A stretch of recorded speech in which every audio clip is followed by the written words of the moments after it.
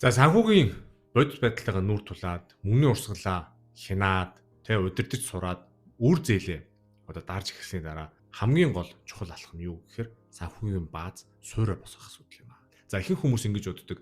Баян болчоод айлсгүй мөнгөтэй болчоо санхүүгийн хоримтлал үүсгэе, хөрөнгө оруулах гэж боддог. Яг үндэ бол хоримтлал бол ядуу байхдаа ч гэсэн хийж болдог. Санхүүгийн зарчим, санхүүгийн сахилах бат юм аа.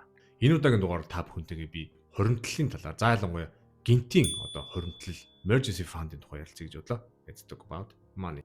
Та бодоод үзтээ гигүнд ажилгүй боллоо, айлсгүй машин өвдөрлөө, ямар нэгэн эрүүл мэндийн асуудалтай боллоо, хамаатан садан өвдлөө, ойр хүмүүс ингээд мөнгөний хэрэг боллоо гэж бодоход та тухайн үед ямар реакц гарах вэ?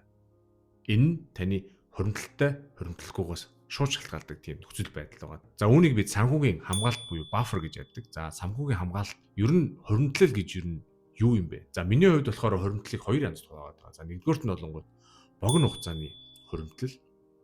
За хоёрдугаарт нь болохоор урт хугацааны санхүүгийн хоримтлал гэж ярьдаг. За нэгдүгээрт нь богино хугацааны хоримтлал гэж юу хэлээд байгаа юм бэ гэхээр хурмаа хий, заашгүй байшаа авъя, том машин авъя, ямар нэгэн том санхүүгийн худалдан авалт хийхэд бол зориулагдсан мөнгөн хоримтлалыг хэлээд байгаа маа. Жишээлбэл 2 жилийн дараа том аялалд явъя гэж бодъё. 3 сараар ингээд дэлхийн тойрсон тийм аялал хийе гэж. Тэгэхэд би тэрэндээ зориулж одооноос эхэлж мөнгө хоримтлж цаашаага мөнгө хийх шаардлагатай болно. Маргааш хөрөгч авъя гэж бодоход шууд зээлэр хөрөгч авахгүйгээр эсвэл 6 сар хүлээж агаад мөнгөө цуглуулж агаад хоримтлал үүсгэж байгаа тэр мөнгөөр хөрөгч авна гэсэн. За хоёрдугаарт нь болонгууд урт хугацааны хадгаламж хоримтлал санхүүгийн buffer гэж юу юм бэ гэхээр тогтмол зардлыг даах чадвартай 3-аас 6 сарын хоримтлал хийхийг хэлээд байгаа юм. За миний хувьд Швейцарид амьдардаг жишээгээр гэж ярихад миний сарын тогтмол зардал маань 3,000 франк байлаа гэж бодоход 9,000 франк хэрэг болно 3 сарын тий. За 6 сарын гэх юм бол 18,000 франкийг би ингээд урт хугацааны хадгаламжинд хоримтлал үүсгээд ингээд хийцэн байна. Ажилгүй боллоо. Амьдралд юу тохиолдохыг мэдэхгүй.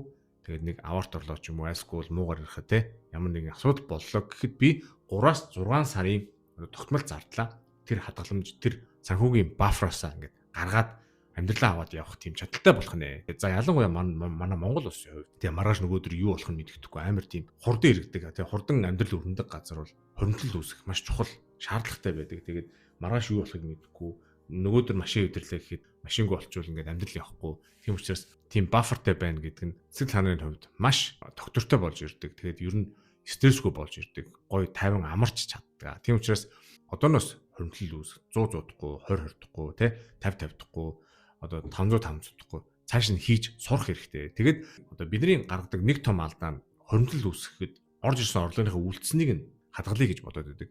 Тэр нь ихэнхдээ бүтүүлдэг. Яагаад тэгэхээр зарлагадаа бүх юмаа гарангуудаа ихэнхдээ сарын эцэст мөнгө үлддэггүй, хоримтлах мөнгө үлддэг. Тийм учраас миний яриад байдаг pay yourself first гэдэг үгийг маш сайн ойлгох хэрэгтэй. Тэр нь юу гэхээр сарын орлого орж ирлээ, цалинчин буулаа. Хамгийн түрүүнд хоримтлал руугаа мөнгөө хийн. Хамгийн түрүүнд хөрөнгө оруулалт руугаа мөнгөө хийгээд үлдсэнийг нь амьдралынхаа зардал, тогтмол зардал, урсгал зардал юу гэдгийг бусад юмдаа ингээд гаргаж сураарай гэж би хэлмээр байна. За тэгээд эцэст нь мэдээж дөрөв ярьсанчлан хоримтлалтай хүн мэдээж сайхан амарч чаддаг, ямар нэгэн шийдвэр гаргахдаа тэг ухаалгаар шийдвэр гаргаж чаддаг, зөв шийдвэр гаргаж чаддаг. Тийм учраас та бүхэндээ би зөвлөж хэлэхэд нөхцөл байдалтайгаа нүүр тулсан зарлагаа хянаад урсгалыг мэддэг болсон үр зээлээ ингээд дараад эхэлсэн үед хийх эхний алхам нь юу гэхээр ерөөсөө хоримтлал, богино хугацааны болон урт хугацааны хоримтлал санхүүгийн bufferтэй болоорой гэж хэлмээр байна. Тэгээ санхүүгийн bufferтэй болсоор та бүхэн мэдээж дараагийн хөрөнгө оруулах мөнгөтэй болж ирнэ.